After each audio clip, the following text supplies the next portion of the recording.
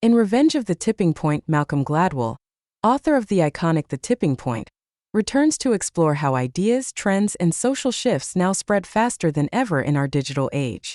From superspreaders and hidden influence networks to the power of modern social engineering, Gladwell dives into the forces driving sudden, massive cultural change. In this video from Detailed Book Summaries, we break down Gladwell's biggest insights so you can recognize tipping points and harness them to create transformation in your life, work, and community. Like, subscribe, and turn on notifications so you never miss our next deep dive summary. Chapter 1. The Ripples Become Waves. Imagine this: one tweet, a single post, or one powerful story told at the right moment. Suddenly the world shifts. What was niche becomes viral. What was invisible becomes impossible to ignore. That's the power of social engineering in the 21st century. And it's why Malcolm Gladwell begins Revenge of the Tipping Point not with a statistic, but with a story that feels pulled from tomorrow. He introduces us to the concept of the overstory, a narrative so potent, so memorable, that it doesn't just inform, it infects, spreads. It changes people's minds in ways no data chart could. It's the emotional earthquake beneath the surface of social change. Gladwell asks, what if we've been looking for complex solutions to human behavior, when the real lever is something hidden deep within our stories? What if the key to transformation isn't policy or technology, but the way we tell ourselves about ourselves? To make this point, he brings us into an unassuming office in Silicon Valley, where behavioral scientists and engineers quietly map out the spread of ideas like epidemiologists tracking a virus. They are hunting for superspreaders, individuals, platforms, or messages that, once activated, cause conversation ripples that explode into waves. But this isn't about internet fame or celebrity. It's a far more subtle and powerful force: the ability to craft a story that pierces the noise, lodges itself in memory, and compels the listener to act, not because they were told to, but because they felt compelled to become part of it. Gladwell teases out the difference between an overstory and an understory, between the story that lives in your head and the story that still lives in your heart. He shows us how the most effective campaigns, political movements, viral fundraisers, brand revolutions, don't start with objectives. They start with emotion, with resonance, with something that feels true right when we hear it. We meet Anna, a young organizer who uses a simple narrative about a neighbor's child to ignite a citywide housing movement. We meet Victor, a programmer whose small Reddit post about a personal moment, just a few words, became the rallying cry for millions. And we meet a nonprofit that transforms a hopeless cause into a mass mobilization. Not with big budgets, but with small stories that connect dots inside us we didn't even know existed. Gladwell weaves these cases with science, showing how stories create cognitive contagion, how sharing a story rewires networks of belief faster than any algorithm. He reveals how the thirst for authenticity, tiny glimpses of human truth, is the new currency in a world drowning in marketing. By the end of Chapter 1, the stage is set. The weapon isn't rocket science, it's narrative. And this isn't just theory, it's happening now in boardrooms, in activist group chats, in election campaigns, in every corner of digital life. And then Gladwell drops his final nudge. We are not passive receivers. We are potential superspreaders too. Because the story we choose to tell, the version we choose to share, it defines not just our individual narrative, but the next bend in our collective story arc. The tipping point isn't in numbers, it's in meaning. Chapter 2. The Anatomy of a Superspreader. We tend to think of influence as something loud, something grand, a person on a stage, a viral tweet, a fiery speech that echoes across continents. But in truth, the most powerful influence in our world today is often quiet, subtle, even accidental. It begins with a single story told at the right time by the right person in just the right tone. That is the anatomy of a superspreader, not of disease but of ideas. Malcolm Gladwell invites us to zoom in on the person behind the phenomenon. The superspreader isn't always the most obvious figure. Not the CEO with the biggest title. Not the influencer with the most followers. Instead, it's often the one who speaks from the rawest place. The one who tells a truth that's been living inside all of us, but hadn't yet found the right words. It's the voice that resonates like a tuning fork in a room full of noise. Gladwell begins this chapter by taking us back to a familiar principle he introduced decades ago. The tipping point, that magical moment when an idea, trend, or social behavior crosses a threshold and spreads like wildfire. But now he asks a deeper question. Who lights that fire? And how? What he uncovers is both simple and striking. The most influential people in our digital age are not necessarily those who try to go viral. In fact, the moment you start trying too hard, you lose something essential, something that can't be faked: authenticity. The most potent superspreaders today don't sound like advertisements. They sound like us. He introduces May, a quiet, unassuming Twitch streamer who shares a personal breakdown on camera. No filters, no edits, just emotion. She talks about burnout, about feeling invisible, about being crushed by the unrelenting weight of expectations. Her story is not polished. It is not strategic. But within hours it spreads thousands of reposts, millions of views. Her words become part of a larger conversation about labor, capitalism, mental health. Not because she tried to be a movement, but because she was the moment people had been waiting to hear. Then there's Tariq, a corporate trainer whose LinkedIn post about vulnerability in the workplace was meant for maybe a few dozen connections. But something about his phrasing, his tone, it strikes a nerve. Soon executives, HR leaders, and even journalists begin quoting him. A single post becomes policy fodder. Why? Because it didn't feel like a corporate memo. It felt like a human being whispering a secret everyone else had been afraid to say aloud. What links May and Tariq and others like them is not their strategy. It's their sincerity. Their credibility comes not from fame or credentials, but from the sense that they have lived what they speak. Their messages are emotionally contagious. They use language that bypasses logic and lands in the bloodstream. They don't explain, they confess. And in that confession, others find the courage to echo the message forward. Gladwell traces this phenomenon not just through anecdote, but through science.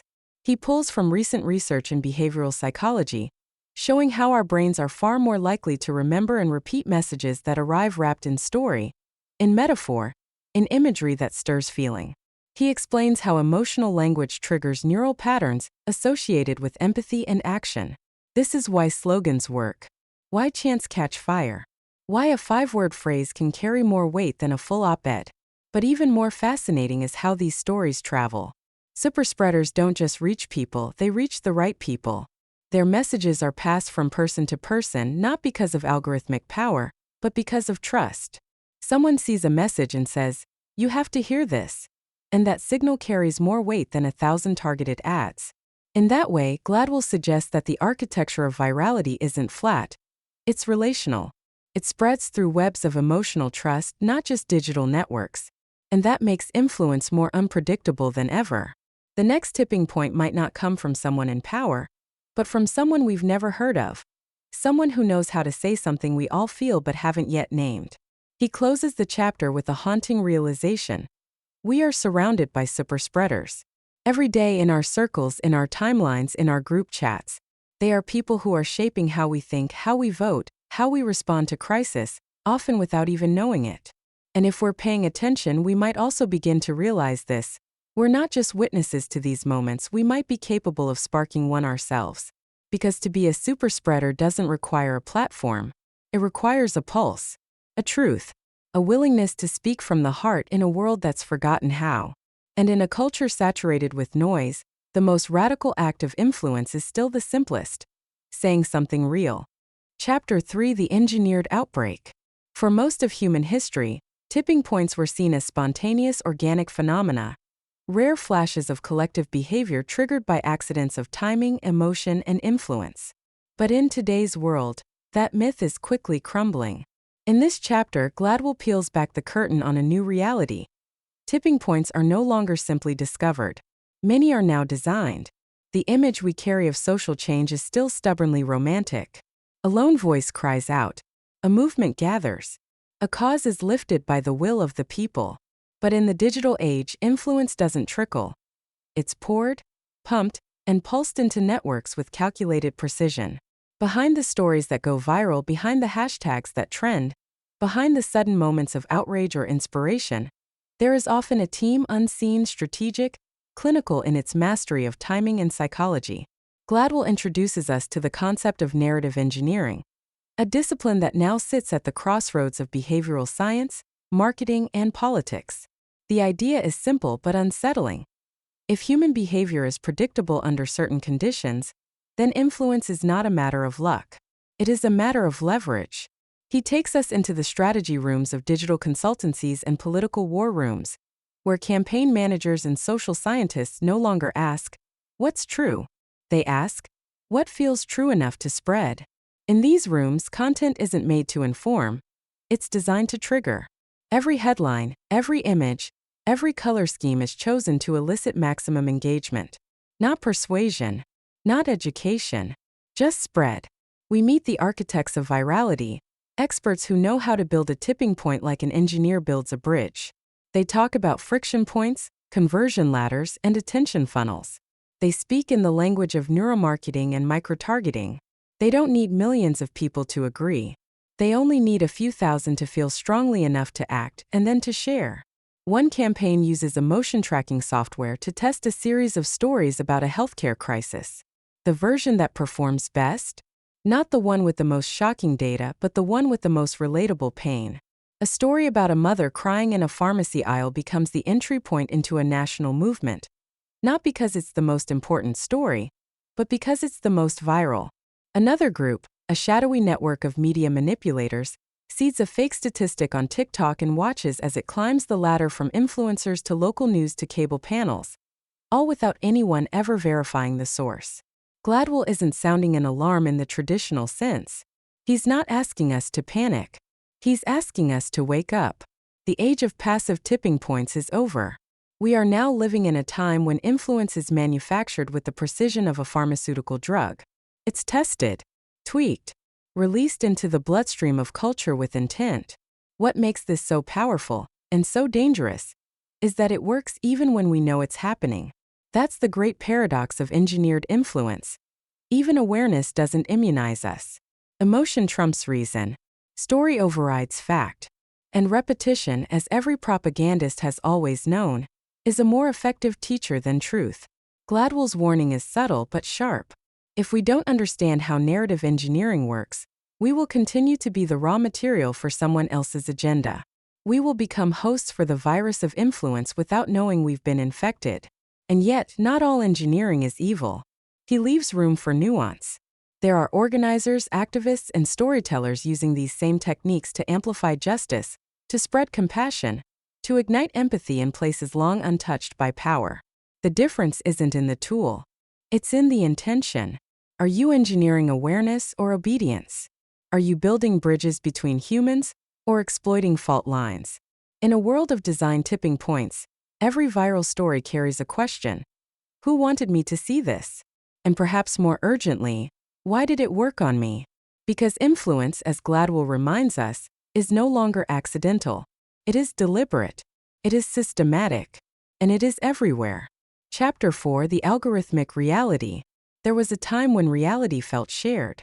We read the same headlines, watched the same evening news, lived in more or less the same informational weather system. But that time is gone. Today, two people sitting in the same room, on the same couch, scrolling the same apps can inhabit entirely different realities, each crafted by invisible hands. In this chapter, Malcolm Gladwell reveals how algorithms, once silent servants of convenience, have become the new authors of perception.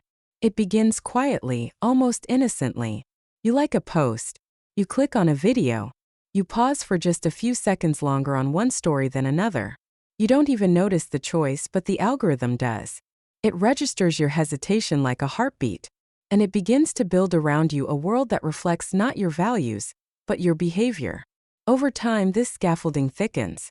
It rewards your preferences, reinforces your biases, and slowly, invisibly, reshapes what feels real to you.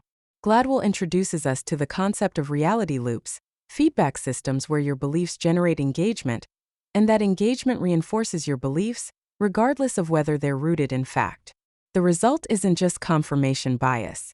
Something deeper. A new architecture of truth, custom-built for each user. Where once mass media offered a single, centralized version of the world, the algorithm now offers millions of private mirrors, each reflecting a slightly different version of truth. He tells the story of Elena, a suburban schoolteacher who stumbles into a parenting group on Facebook. What begins as curiosity about nutrition turns into anxiety about toxins. A few more clicks, a few more algorithmic nudges, and she's watching videos that question vaccine safety. She's not radical. She's not gullible. She's just being fed a reality that feels coherent because every step along the path seemed reasonable at the time. The outrage comes later. The disconnection from others later. But the architecture, the quiet construction of her alternate reality, happened almost without resistance. Gladwell draws on psychological research showing that humans don't need facts to form beliefs.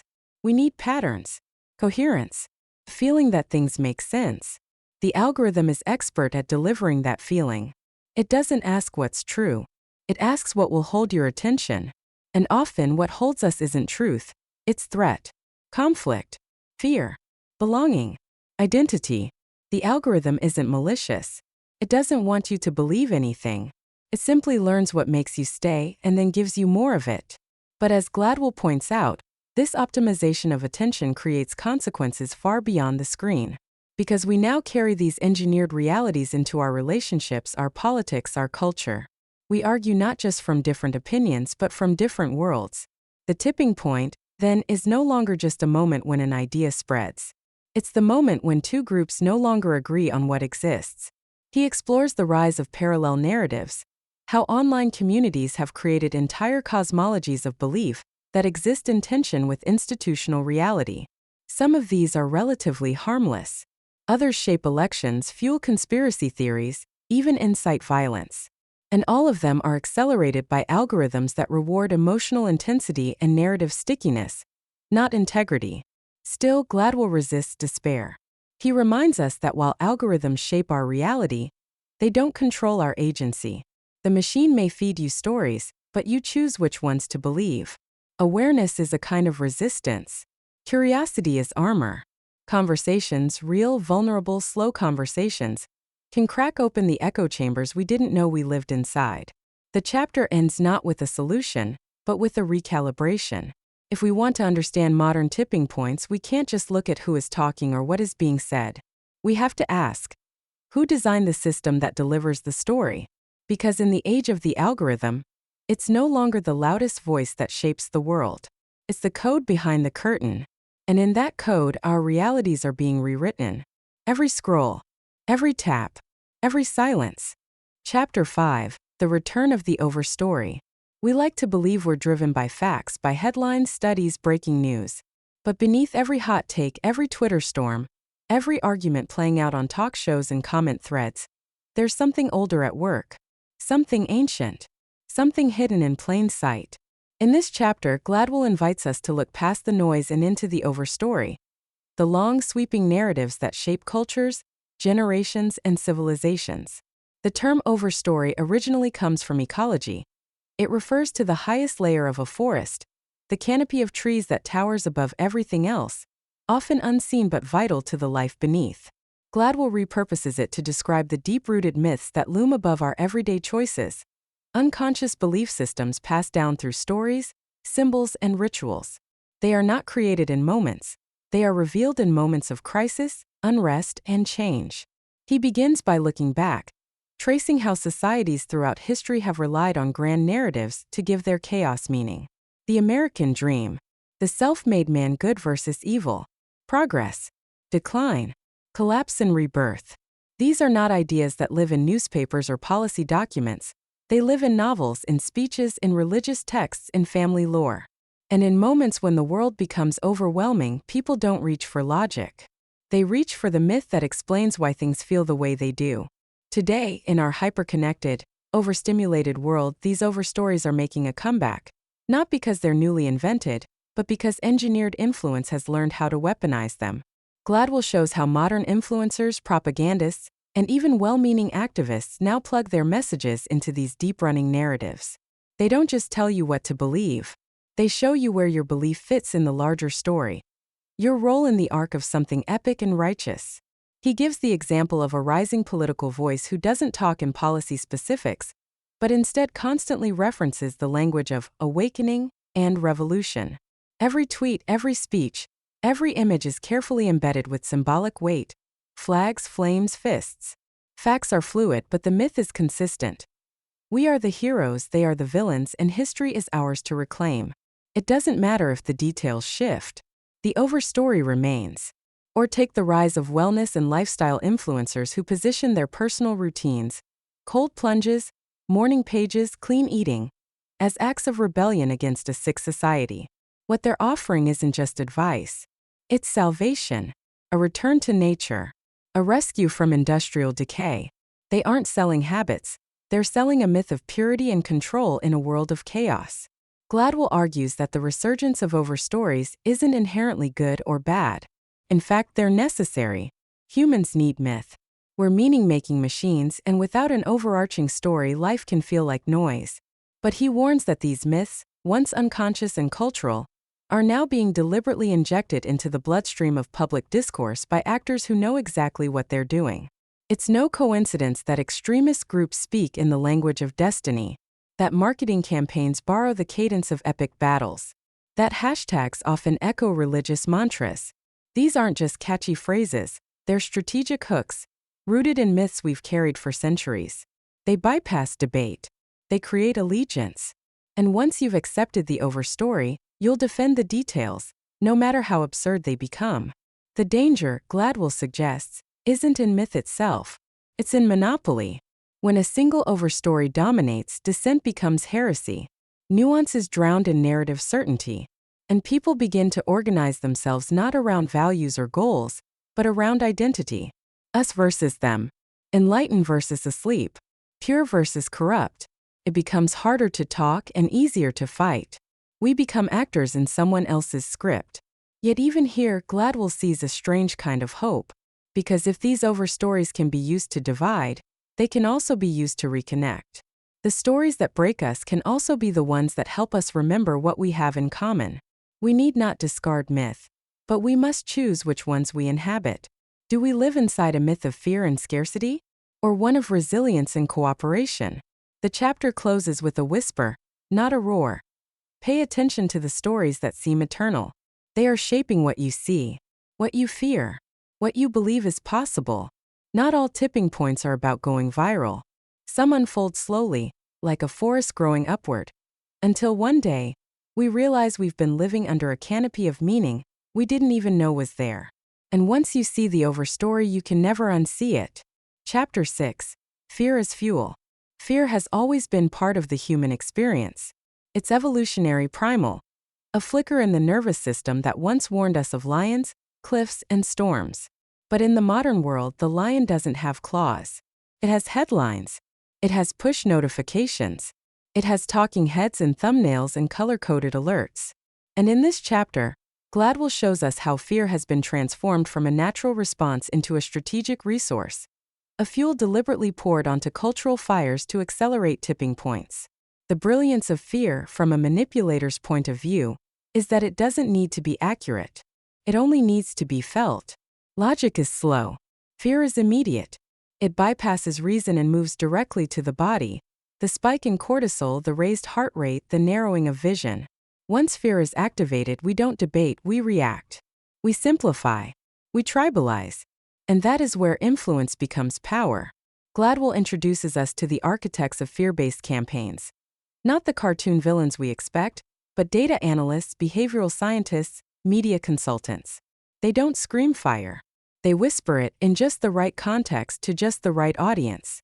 Their goal isn't to terrify everyone. It's to make you feel threatened, uniquely, personally, viscerally. Because once you feel fear, they can offer you the antidote. He recounts how political campaigns have long known this playbook. Show the danger. Amplify the uncertainty. Blur the line between probability and inevitability. Then step in with a promise of strength, control, simplicity. It doesn't matter whether the threat is immigration, inflation, disease, or ideology. The mechanics are the same. Make it feel close. Make it feel real. Make it feel like it's coming for you. But this isn't just about politics. Fear is now woven into everything from advertising to health messaging to school policy. Brands use scarcity to manufacture panic. Only 3 left in stock. Health influencers amplify symptoms to spark urgency. This hidden toxin could be why you can't sleep. Even well-meaning journalists, in pursuit of clicks and impact, lead with the most alarming details first. The cumulative effect is a society that's always bracing, always reacting, always one headline away from collapse. And here's where the tipping point comes in. Gladwell explains that fear doesn't spread like information. It spreads like fire. Jumps. It mutates. It intensifies. And once a critical mass of people feel afraid, even vaguely, that fear takes on a life of its own. People begin to see threat where there is none. They make decisions rooted not in fact but in survival instinct. They hoard. They isolate. They lash out. At that point, fear is no longer the spark. It's the fuel. Yet there's a deeper irony here. Fear only works at scale because we are social. One person panicking is ignored. 100 people panicking becomes a news story. 1,000,000 becomes policy. Gladwell introduces the idea of fear loops, closed circuits in which public fear generates media coverage, which then intensifies public fear. In the loop, fear is no longer a response to reality. It becomes reality itself. Still, he doesn't suggest that all fear is fake or that we should ignore it. Fear has its place. But he urges us to become more literate in how fear is used. Who benefits from our alarm? Who profits from our panic? Who rises when the rest of us freeze? He offers the story of a tech whistleblower who once designed algorithms to identify early signs of violence in extremist forums. What she discovered, to her dismay, was that the fear narratives weren't coming from the fringes. They were being fed to the fringes by larger players. Carefully timed content, recycled images, amplified posts. Someone had studied fear's anatomy and learned to play it like a violin. Gladwell ends the chapter with a provocative reflection. Maybe the real tipping point isn't when fear spreads. Maybe it's when we stop recognizing how it's being used against us. When we no longer question the source or the motive or the timing. When fear becomes our default lens, not our warning system. In a world where attention is currency and emotion is power, fear is no longer just a feeling. It's a business model. It's a campaign strategy. And in the hands of the right or wrong engineer, it's a spark that can light the whole system on fire. Chapter 7. The Anatomy of a Superspreader. If the tipping point is the moment an idea goes from invisible to inevitable, then who pushes it over the edge? Who carries the spark through a dry forest of apathy and makes it catch fire? In this chapter, Gladwell returns to one of his most provocative ideas and reframes it for the world we live in now. The superspreader. But let's be clear. This isn't just about pandemics or viruses. The kind of superspreader Gladwell is talking about operates in the emotional and cultural sphere. They're not just loud or popular, they're contagious. Something about the way they speak, behave, move through the world transmits energy. A single post from them can trigger 1,000 reactions. A short video can alter the mood of a nation. A sentence, sometimes just a glance, can reshape public behavior. What they carry isn't necessarily truth. It's influence in its purest and most potent form. So what makes someone a superspreader? Gladwell breaks it down into 3 rare and often overlapping traits. The first is emotional conductivity, the ability to absorb and transmit feeling in real time. These people don't just express their own emotions, they amplify the collective mood. Watch them speak, and it's as if they've tapped into something primal. They make others feel seen, not intellectually but viscerally. The second trait is network centrality, not just having a large audience, but sitting at the center of a dense web of social pathways. Their messages don't travel far just because of volume. They travel because their followers are connectors themselves. One drop from them doesn't cause a splash. It creates ripples across multiple layers of society. They're the node where subcultures, movements, and demographics intersect. The perfect place for an idea to mutate, multiply, and spread. The third is what Gladwell calls narrative flexibility, an uncanny ability to shift tone, identity, and even messaging across different audiences without losing trust. They can speak one way to one crowd and pivot to another without breaking the spell. This isn't deception, it's adaptation. Superspreaders are not consistent in their presentation, but they are coherent in the feelings they provoke. Whether you're watching them on a podcast, a protest, or a live stream, you feel like they're with you. He explores real-world examples across politics, tech, and pop culture. There's the activist who uses humor to dismantle institutional power. The CEO who turns his quarterly earnings calls into viral TED Talks. The YouTube creator whose vulnerability creates mass empathy across polarized viewers. In each case, it's not just what they say. It's how it lands. These people aren't always right. They're just unusually persuasive. Gladwell also cautions that not all superspreaders are benevolent. Influence is neutral. It can build or destroy. The same skills that can galvanize collective healing can also spark moral panics, mob behavior, even violence. Superspreaders can be lightning rods for both unity and division, because the real power isn't in the message. It's in the movement the message creates. And that brings us to an unsettling insight. The architecture of modern influence rewards the superspreader. Algorithms amplify them. Platforms prioritize them. Entire media ecosystems are built around boosting those who can trigger emotion at scale. That means the new tipping points aren't necessarily determined by truth or merit, but by who gets heard first and loudest. But Gladwell doesn't stop there. He offers a subtle challenge. If we know that certain people are wired to spark movements, what responsibility do they bear? Do they owe us caution, transparency, self-restraint? Or is their only obligation to their instincts and their audience? He ends the chapter with a compelling thought. Maybe the most dangerous superspreaders aren't the ones shouting falsehoods from the rooftops, but the ones who speak in half-truths with complete conviction. Because when persuasion feels like truth and popularity feels like proof, the line between reality and performance gets harder to trace. The superspreader is not a glitch in the system. They are the system.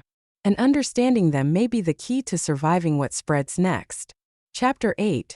The Illusion of Authenticity. In a world of filters, edits, and algorithms, what do we crave most? According to Gladwell, it's not perfection. It's not even information. It's authenticity, or rather, the illusion of it. In this chapter, he pulls back the curtain on one of the most powerful and paradoxical forces shaping modern influence: the performance of being real.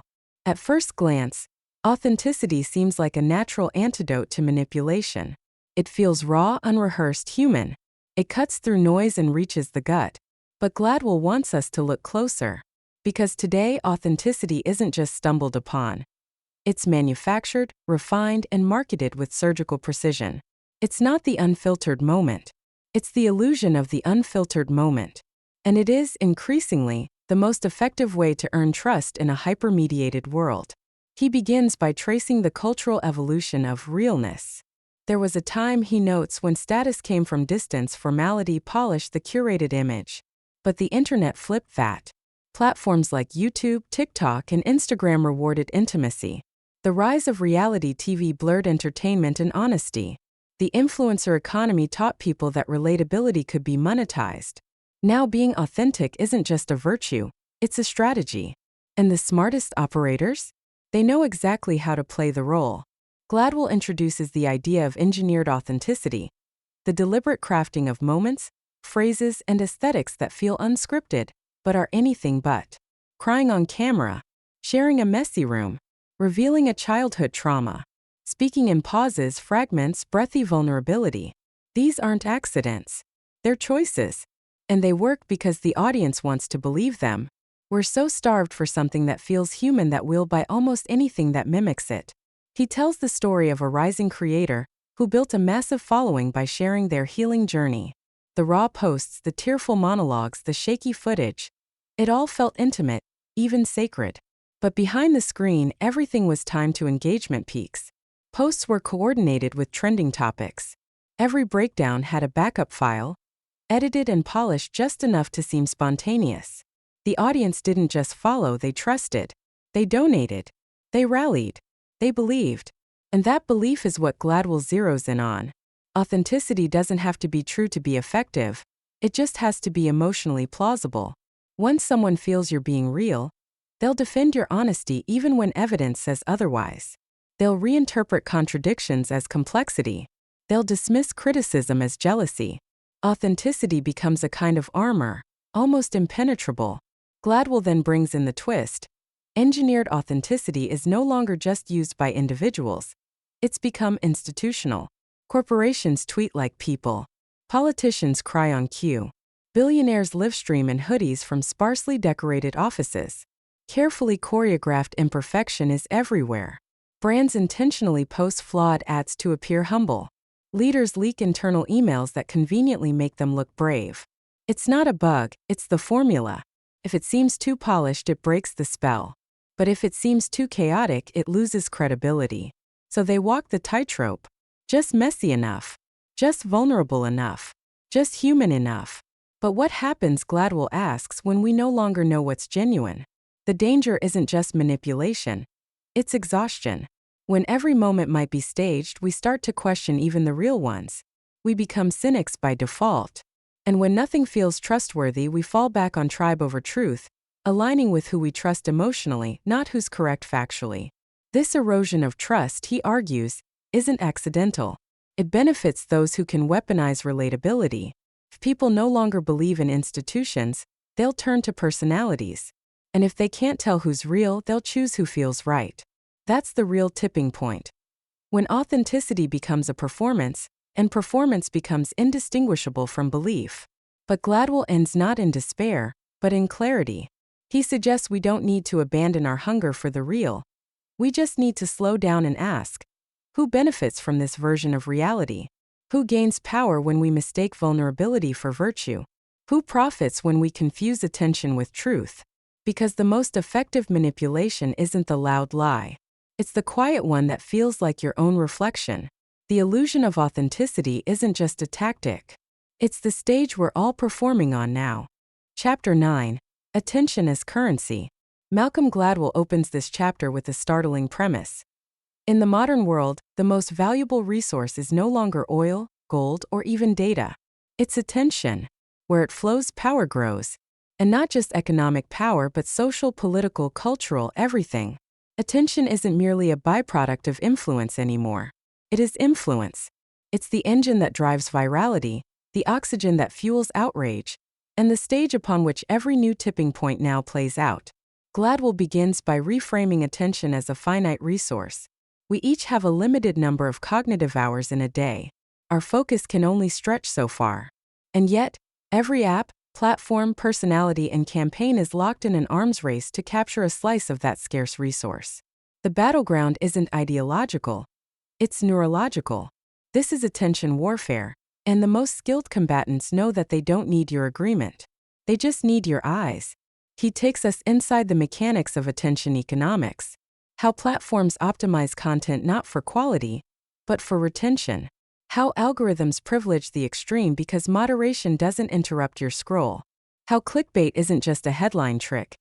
It's a psychological hook designed to make your brain prioritize it over everything else. A well-crafted tweet can outperform a researched article. A scandalous soundbite can bury a nuanced report. Attention doesn't follow what's true.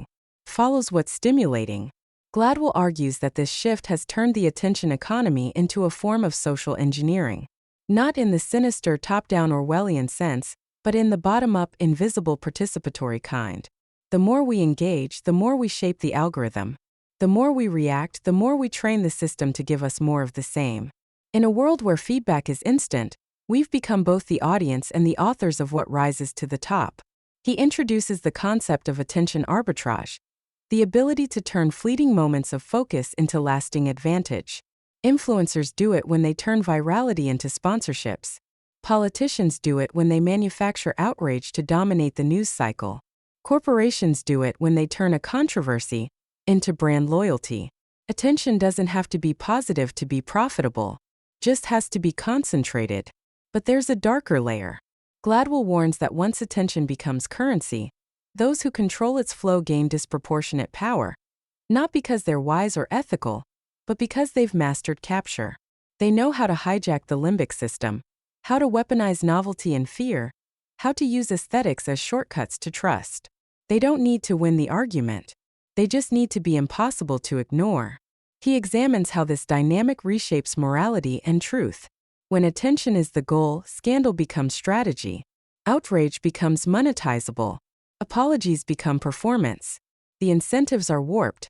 Those who trigger the strongest reactions are rewarded with the biggest platform, regardless of their integrity. In this model, quiet wisdom loses. Consistency loses. Nuance dies. Gladwell also notes the toll this takes on individuals. When our own self-worth becomes tethered to visibility, we start performing not just for others but for the algorithm. We speak in hashtags. We curate our pain.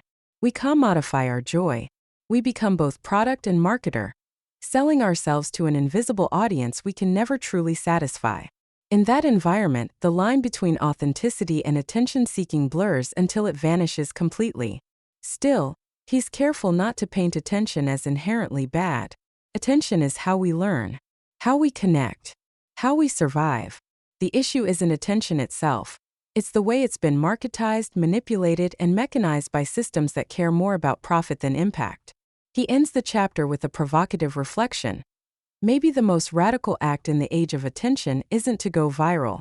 It's to go quiet, to reclaim our focus, to value depth over breadth, to ask not how many people are watching, but what are they seeing and why? Because if attention is the currency of our age, then we should spend it like it matters. Because it does.